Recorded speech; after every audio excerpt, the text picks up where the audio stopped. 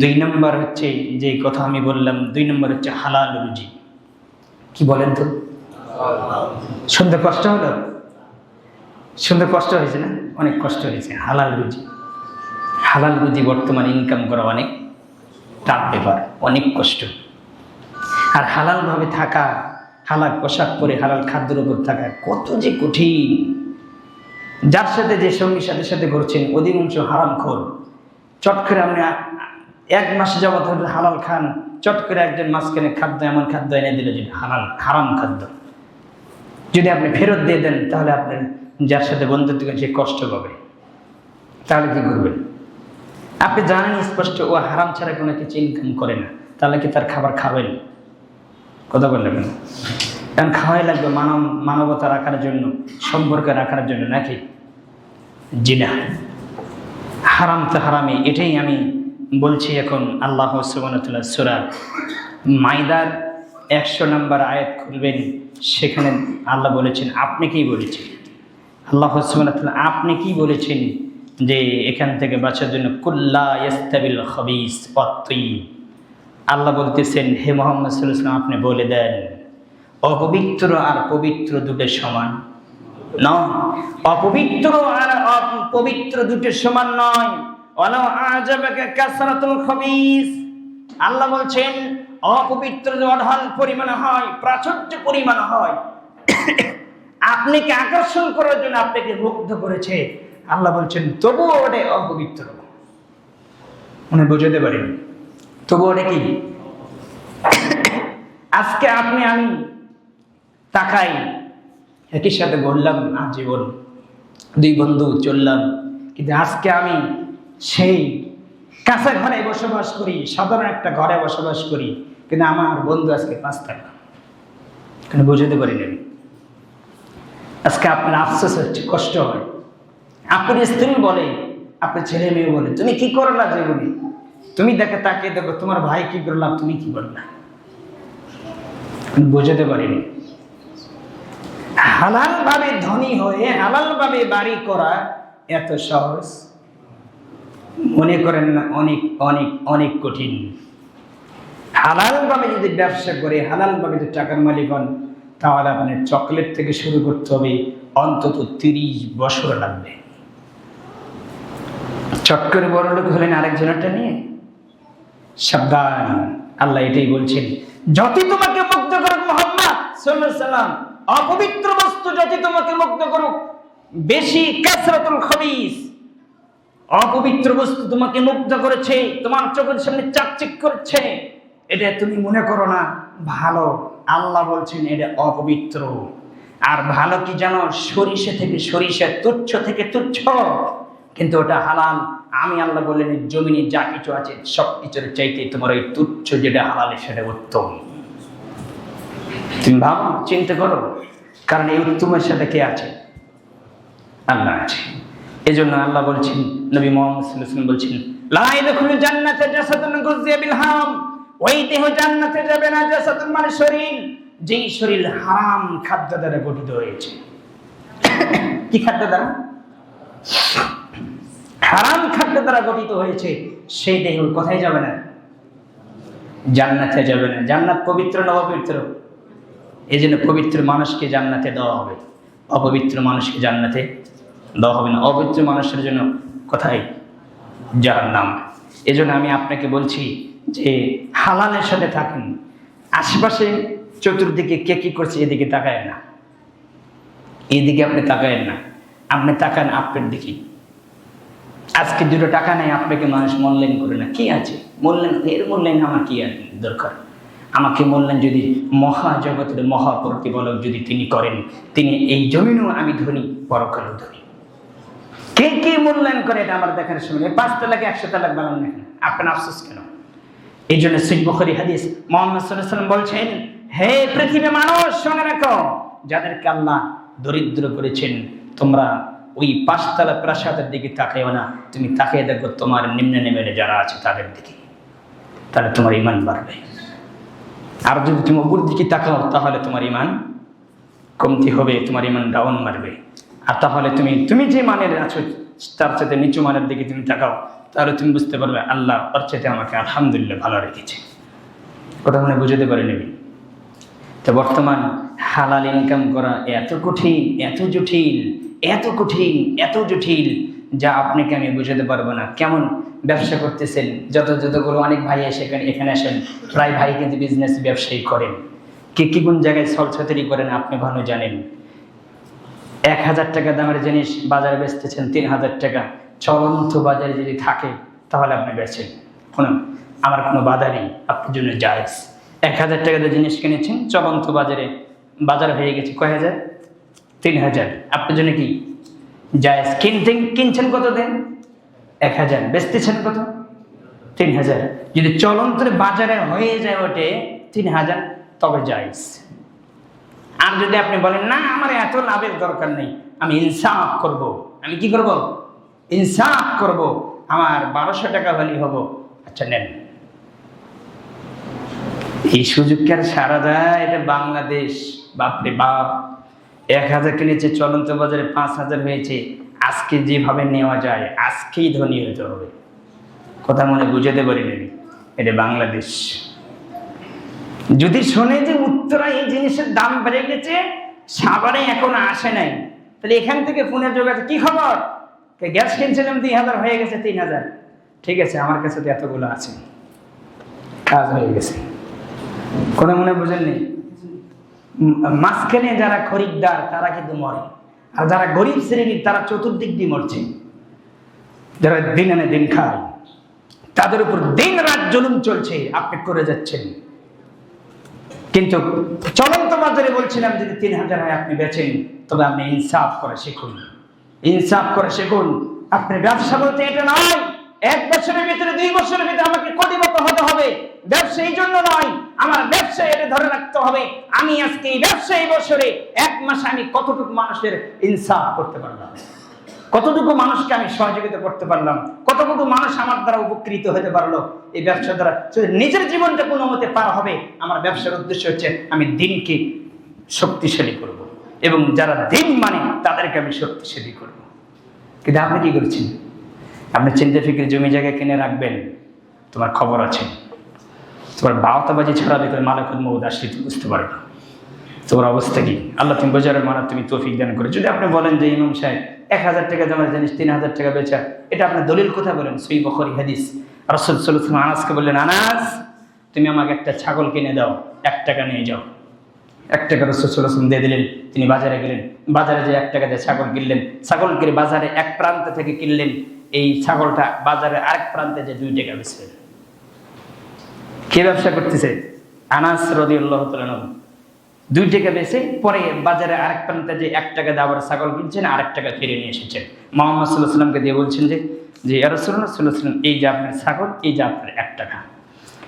তখন রাসূল সাল্লাল্লাহু আলাইহি ওয়াসাল্লাম, কি ব্যাপার আনাস, তোমাকে আমি দিয়েছি 1 টাকা, তুমি ছাগলও দাও আবার টাকাও দাও, বুঝতে পারলেন না? তখন তিনি বললেন, ইয়া রাসূলুল্লাহ সাল্লাল্লাহু আলাইহি ওয়াসাল্লাম, আমি এই কাজ করেছি, আমি এইভাবে এই কাজ করেছি। তখন রাসূল সাল্লাল্লাহু আলাইহি ওয়াসাল্লাম বললেন, বারাকাল্লাহু তিজারাতান, আল্লাহ তোমার ব্যবসায় বরকত দান করুন। হাদিস সহিহ বুখারী। তবে এখানে একটা কথা আছে, আমার 1000 টাকা দিয়ে মাল কিনেছেন, আপনি বলছেন যে আমার 1500 টাকা দিয়ে কেনা, তাহলে যত টাকা হয়েছে এবার সব টাকা হারাম, আর আপনি প্রতারক, আপনি প্রতারক, আপনি প্রতারক। এই পাপ মরার আগ পর্যন্ত আসমান জমিনে কোথাও ক্ষমা হবে না, যতক্ষণ পর্যন্ত যেই খরিদ্দারের সাথে প্রতারণা করেছেন তার কাছে ক্ষমা না চান। ব্যবসা টিকেন আপনি। রাসূল সাল্লাল্লাহু আলাইহি ওয়াসাল্লাম বলেছেন যে হালাল ভাবে হালাল উপার্জন করে। আল্লাহর নবী সাল্লাল্লাহু আলাইহি ওয়াসাল্লাম একদা এক যুবক আল্লাহর নবীর সাথে দেখা করলেন। হাদিস আবু দাউদ, তিরমিজি, নাসাই সব গ্রন্থে আছে। জিজ্ঞাসা করলেন, রাসূল সাল্লাল্লাহু আলাইহি ওয়াসাল্লাম বলেন, কি ব্যাপার, তুমি কই যাচ্ছ? তখন বলছে যে আমি পরিবারের রুজির জন্য বের হয়েছি, হালাল রুজি আমি তালাশ করতেছি, কোথায় যে পাবো আমি। তখন রাসূল সাল্লাল্লাহু আলাইহি ওয়াসাল্লামকে বলে তিনি রুজির জন্য বের হয়ে গেলেন। এবার আল্লাহ রাসূল সাল্লাল্লাহু আলাইহি ওয়াসাল্লাম সাহাবীদের টিমের মধ্যে বলছে, জানো এই যুবক এখন কোথায় আছে? রাসূল সাল্লাল্লাহু আলাইহি ওয়াসাল্লাম বললেন, এই যুবক এখন জিহাদের ময়দানে আছে। আপনি শুধু জানেন মারামারি জিহাদ, শুধু আপনি জানেন একে অপরে হত্যা করা জিহাদ। রাসূল সাল্লাল্লাহু আলাইহি ওয়াসাল্লাম বলছেন এই হালাল রুজির জন্য পরিবারের জন্য বের হয়েছে, এবার কোথায় আছে? আল্লাহ রাস্তায় আছে, জিহাদে আছে। এত সহজ মনে করলেন? এত কঠিন মনে করলেন? আর আপনি যা খাচ্ছেন দিন রাতে সবই তো হারাম খাচ্ছেন। দেখা যাবে আপনার কতটুকু সফলতা অর্জন করতে পারেন। আল্লাহ তুমি বোঝার মানা তুমি তৌফিক দান করো। ছলছাতুরি করিয়েন না। মুহাম্মদ সাল্লাল্লাহু আলাইহি ওয়াসাল্লাম বলছেন, হালাল ব্যবসায়ী যে হালাল ভাবে ইনকাম করে ব্যবসা করে, কাল কিয়ামতের দিনে ওই ব্যক্তি নবীদের সাথে জান্নাতে থাকবে। রাসূল সাল্লাল্লাহু আলাইহি ওয়াসাল্লাম বলছেন, যে ব্যক্তি হালাল ভাবে ইনসাফ ভাবে ন্যায্যভাবে ব্যবসা করে, সঠিকভাবে সত্যভাবে, ওই ব্যক্তি কাল কিয়ামতের দিনে শহীদদের সাথে জান্নাতে থাকবে, সিদ্দিকীনদের সাথে জান্নাতে থাকবে এবং পরেজগার নেককার সালেহীন মানুষদের সাথে জান্নাতে থাকবে। এটা হচ্ছে হালাল ব্যবসার উপকার, পুরস্কার। কথাই আছে, সে ব্যবসা আপনার কোথায়? আপনার ব্যবসা দেখলে মাথা নষ্ট। মানুষের সাথে ছলছাতুরি করে আপনি কয়দিন টিকতে পারবেন? মানুষের সাথে ধোঁকা দিয়ে প্রতারণা করে আজকে ধনী কালকে ফকির। অবশ্যই ফকির হবেন যদি 1000 টাকাতে জিনিস কিনে এসে যদি আপনি বলেন 1500 টাকা আমার কেনা, তাহলে আপনি প্রতারণা দিয়েছেন। আপনি 2 দিন পরে ফকির হবেন। আল্লাহে, আল্লাহর কসম, যা বলছি তাই, কোরআনের আয়াত এবং সহিহ বুখারী হাদিস। অতএব এটা আল্লাহ পছন্দ করেন না। সাবধান থাকেন। আজকে যারা বিভিন্ন ব্যবসা করতেছেন, ধরেন আলু নিয়েছেন, ছোট বড় আলু, বড় আলুগুলো আপনি মাথা করেছেন, উপরে দিয়েছেন, আর ছোট আলুগুলো নিচে দিয়েছেন, দিয়ে মাথা করে আপনি বিক্রি করতেছেন। এটা কি বলেন তো? প্রতারণা। টাকার বৈধ নেই। কয় টাকা লাভ হয়েছে আপনার? কয় টাকা? আপনি ভাবেন, চিন্তা করেন কি করলেন আপনি? 1 কেজি মরিচ কিনবেন, আমি কিছু উদাহরণ দিচ্ছি, আপনি মনে রাখবেন, আপনার ভিতরে এগুলো আছে। 1 কেজি মরিচ কিনছেন, আপনার যে বিক্রেতা তাকে বলছেন 1 কেজি মরিচ দিন আমাকে। মরিচ তুলছে, আপনি পাল্লাই তুলছে, তোলার পরে আপনি দেখছেন মরিচগুলো ঝাল হবে না, বিচি বিচি আছে কি, তাই একটা হাতে নিয়েছেন, হাতে নিয়ে মরিচটা নাড়ছেন, নাড়তে 1 কেজি যে বিক্রেতা সে ওজন করেছে 1 কেজি হয়ে গেছে। আপনি হাতে যে একটা মরিচ আছে এটা কই রাখবেন? ওজন কিন্তু ওখানে হয়ে গেছে, কই রাখবেন? যদি আপনি আপনারটা মাথা ঢোকান তাহলে আপনি হচ্ছে জুলুমকারী, সীমা লঙ্ঘন করেছেন। আর যার মরিচ তাকে যদি ফেরত দেন তাহলে আপনি কি করলেন? ইনসাফ করলেন। এর মরিচ আপনি ঢোকাবেন কি? কিছু মানুষ আছে দেখবেন, কিছু জিনিস কিনতে যে দেখি দেখি দেখি পেঁচি দেখি, এই ওজন করেন, আপনাকে 250 গ্রাম দেন আমাকে, দিয়ে একটু চক্করে মুখে দিয়েছি, আছে না? আপনি ভাবেন, চিন্তা করেন কি খেলেন? অনুমতি দিয়েছে কেন? সাবধান, হিসাব করে কাজ করিয়েন। আল্লাহ তুমি বোঝানো মানা তুমি তৌফিক দান করো। মুমিন ওই ব্যক্তিকে বলা হয়, মুমিন ওই ব্যক্তিকে বলা হয় যে হিসাব করে খানা খায়, হিসাব করে খানা খায় আর হিসাব করে ভোগ করে। আল্লাহ সুবহানাহু ওয়া তাআলা বলছেন সূরা মুহাম্মাদের 47 নম্বর সূরা 12 নম্বর আয়াত, সেখানে আপনি খুলে দেখবেন আল্লাহ উল্লেখ করেছেন। আল্লাহ সুবহানাহু ওয়া তাআলা স্পষ্টভাবে বলে দিয়েছেন যে শোনো, তোমাদের ভিতরে যে ত্রুটিগুলো দেখা যাচ্ছে সেটা আমি কোরআনে বর্ণনা করে দিয়েছি, তুমি একটু ভাবো, চিন্তা করো। আল্লাহ সুবহানাহু ওয়া তাআলা বলেছেন মুহাম্মাদের 12 নম্বর আয়াত, সূরা মুহাম্মাদের 12 নম্বর আয়াত আপনি খুলে দেখেন, সেখানে রাসূল সাল্লাল্লাহু আলাইহি ওয়াসাল্লামের বিষয়ে আল্লাহ সুবহানাহু ওয়া তাআলা বলে দিচ্ছেন এবং আল্লাহ বলতেছেন, কি বলতেছেন? আল্লাযীনা কাফারু ইয়াতামাত্তাউনা ওয়া ইয়াকুলুনা কামা তাকুলুনা আমান নার মাসওয়াল্লাহুম। আল্লাহ বলছেন এই জমিনে যারা অস্বীকারকারী কাফের, আল্লাহ বলছেন এই জমিনে যারা অস্বীকারকারী, যারা কাফের, এরা বাসকুস করে না, এরা হিসাব করে না, এরা খায় তাকুলুন আনাম, পশু প্রাণীর মতো, এরা কোনো বাসকুস করে না, হালাল হারাম দিদে করে না। আল্লাহ বলছেন আন্নার মাসওয়াল্লাহুম, আর এদের জন্য আমি জাহান্নাম বানিয়েছি, এদের বাসস্থল হবে কি? জাহান্নাম। আল্লাহ সুবহানাহু ওয়া তাআলা বলছেন তাকুলুন আনাম মাসওয়াল্লাহুম। রাসূল সাল্লাল্লাহু আলাইহি ওয়াসাল্লামকে আল্লাহ বলে দিচ্ছেন আপনি বলে দেন যে এরা কারা? যারা অস্বীকারী কাফের, এদের খাবার হবে, কোনো তারতম্য হবে না, যেদিক থেকে আসবে। একজন মানুষ আপনাকে বলছে সুদখোর, ঘুষখোর, সব ধরনের হারামের সাথে জড়িত, চট করে আপনাকে বলছে 1 কাপ চা খান, বসেন। আপনি স্পষ্ট জানেন আর পুরো জীবনটাই হারামের উপর চলে, তো 1 কাপ চা এখন আপনার সম্মান রক্ষা করার জন্য আপনি কি করছেন? কথা পায় না, তাহলে আপনাকে এখান থেকে এড়িয়ে যেতে হবে। আর যদি আপনাকে কোনো কিছু দেয় খাবার, এই যে দেন আমি আপনাকে কিছু কিনে দিলাম, বাসায় লেগে খান, তাহলে আপনি কি করবেন? বাসায় লেগে খাবেন না, আবার কুত্তাকে দিবেন। আর কাকে দেবেন? ওটা কুত্তাকে দেবেন, কুত্তা খাবো, আপনি খেতে পারবেন না। দলিল আপনি দেখবেন কোথায় পাবেন? সূরা আরাফ খুলবেন 50 নম্বর আয়াত। আল্লাহ বলছেন মুসলিম যেদিক থেকে যে আসে সেদিক থেকে সে জিনিস খেতে পারে না। মুসলিম হিসাব করে খাবে, মুসলিম চিন্তা ফিকির করে খাবে, কারণ পুরো জীবনের আমল কর্ম এবং আল্লাহকে ডাকার নির্ভর করে হালাল খাদ্যের উপরে, হালাল পোশাকের উপরে। ইবাদত কবুল হওয়ার শর্ত এগুলো খেয়াল করতে হবে। সত্য বহুদূরের কথা, হারাম তো বহুদূরের কথা, ইবাদত কবুল হওয়ার বহুদূরের কথা, কিন্তু আপনি হালাল কোথায়? এটাই আল্লাহ বলছেন যখন জান্নাতীরা এবং জান্নাতের মাঝখানে প্রাচীর দেওয়া হবে, ব্র্যাকেট দেওয়া হবে, তখন জাহান্নামীরা বলবে, ও জান্নাতি ব্যক্তিরা 50 নম্বর আয়াত খুলে দেখেন, সেখানে পাবেন আরাফের। আল্লাহ বলবেন, আল্লাহ বলে দিয়েছেন জান্নাতীরা এবং জাহান্নামীরা একে অপরকে দেখতে পাবে। জাহান্নামীরা বলবে, আমরা আর টিকতে পারতেছি না, আমাদের তৃষ্ণায় খাদ্যের অভাবে আমাদের কলিজা ফেটে যাচ্ছে, আমরা অনেক ক্ষুধার্ত। তোমরা যে তোমাদেরকে যে খাবার দিয়েছে আল্লাহ জান্নাতি ব্যক্তিদেরকে, জাহান্নামীরা বলবে ওই ঝটা যেটা খেয়ে তোমরা ফেলে দিবে, যেটা ঝটা কি করে আপনারা ঝটা বলেন, খাওয়ার পরে যেটা কিছু থেকে যায় অবশিষ্ট খাদ্য, ঝটা, যেটা খেয়ে ফেলে দিবে, যেটা তোমরা খাওয়ার পরে যেটা থেকে যাচ্ছে ওটা যদি আমাদের দিকে একটু দিয়ে দাও, আমরা একটু খেয়ে জীবন বাঁচাই। তখন এই জান্নাতি ব্যক্তিরা বলবে, আল্লাহ সুবহানাহু ওয়া তাআলা এই ঝটাও তোমাদের জন্য হারাম করে দিয়েছেন। কারণ তোমাদেরকে দিব না, আল্লাহ নিষেধ করেছে, এই ঝটা তোমাদের জন্য হবে না, কারণ তোমরা জমিনে চলেছো, কুকুর শ্রীগালের মতন খানা খেয়েছো, কোনো বাসকুস করে হিসেব করে চলো না। আর আল্লাহ বলছেন ওদেরকে দেওয়া হবে না, জান্নাতের খাদ্য পবিত্র এবং পবিত্র মানুষকে দেওয়া হবে। এত সহজ মনে করলেন আপনি? একটু ভাবেন, চিন্তা করেন, আপনাকে হিসাব করতে হবে, হিসাব করে জীবন চলতে হবে। অতএব কে কি করে এটা আমার দিকে তাকায় না, আপনি নিজে বাঁচার চেষ্টা করেন। আপনাকে বাঁচাতেই হবে, হালাল খাদ্য দিয়ে আমাকে বাঁচাতে হবে। সারাদিন যদি অনাহারে চলেন, তবু হারামের স্পর্শ আপনি নিয়েন না, হারাম থেকে বেঁচে থাকেন। আল্লাহর জমিন প্রশস্ত, কারণ এটা আমি বিশ্বাস করি। আল্লাহ বলেছেন এবং হাদিসে এসেছে, রাসূল সাল্লাল্লাহু আলাইহি ওয়াসাল্লাম বলেছেন, ব্যক্তি যখন মানুষকে ভুল করে না, জীবনে দেখেছেন যে কোনো ব্যক্তি 1000, 15 বছর, 2000 বছর বেঁচে আছে, তার কাছে মরণ যায় নাই। কাউকে দিয়েছেন? কথা বলেন না কেন? কেউ আছে এই জমিনে? সবাই মৃত্যুবরণ করেছে, তার কাছে মৃত্যু চলে গিয়েছে। আর রাসূল সাল্লাল্লাহু আলাইহি ওয়াসাল্লাম বলছেন, মৃত্যু যেমন মানুষকে ভুল করে না, তেমন নির্ধারিত যে রিজিক আছে এটা মানুষকে ভুল করে না।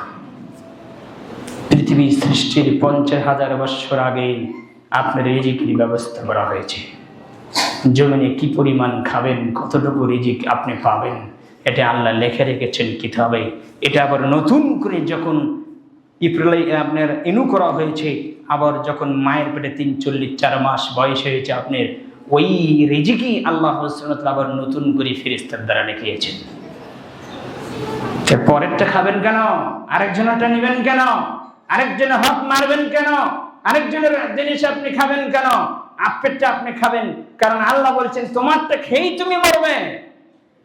কিছু মানুষকে আপনি দেখতে পাবেন বছরের মাস যাবত বেঁচে আছে, মাস যাবত কিছু খায় না, শুধু পড়ে আছে, আছে না? আছে কিনা? কিছু মানুষ দেখবেন কিছুই খায় না, শুধু পড়ে আছে, বিছানায় পড়ে আছে, খানা দানা কিচ্ছু খায় না। তার মানে তার হায়াত, রুজি শেষ হয়ে গেছে, হায়াত এখনো বাকি আছে, হায়াত এখনো বাকি আছে। ওই নির্দিষ্ট সময় আসবে, তারপরে সে মরবে, আল্লাহ নির্দিষ্ট করে রেখেছে। কিছু মানুষ দেখবেন যে মুমূর্ষু অবস্থায় পড়েছে, ছেলে খেতে দিচ্ছে, স্ত্রী খেতে দিচ্ছে, মেয়ে খেতে দিচ্ছে, খাবার উপর রাখতেছে, এরপরে যদি জিজ্ঞাসা করেন কি খাবার, তোমাকে কে খেতে দেয়নি? কয় না, আমাকে খেতে দেয়নি। মানে খাওয়ার উপরে খাবার খেতেছে, একবার খেতেছে, খাওয়ার উপরে চলছে। তার মানে তার হায়াত শেষ হয়েছে, তার রুজি এখনো শেষ হয় না। একটা চাউলতে সে মরবে না। আল্লাহ যেটা নির্দিষ্ট করেছে সেটা আপনি পাবেন, সেটা আপনাকে দেওয়া হবেই। তবে 2 দিন আগ পাস। কোটি টাকার মালিক যদি আপনার তকদিরে লেখা থাকে, তাহলে কোটি টাকার মালিক আপনি হবেন, তবে দেরি হবে। এটা আল্লাহর চেষ্টা, এটা আল্লাহর কৌশল। এই জন্য আলী রাদিয়াল্লাহু তাআলা একজন চোরকে ধরলেন। মুসলিমের হাদিস, চোরকে ধরার পরে বলছে, তুমি কেন চুরি করেছ? আমার এই প্রয়োজন ছিল, আমার অভাব ছিল, আমি কিছু টাকা পয়সার মালিক হব, এই জন্য আমি চুরি করেছি।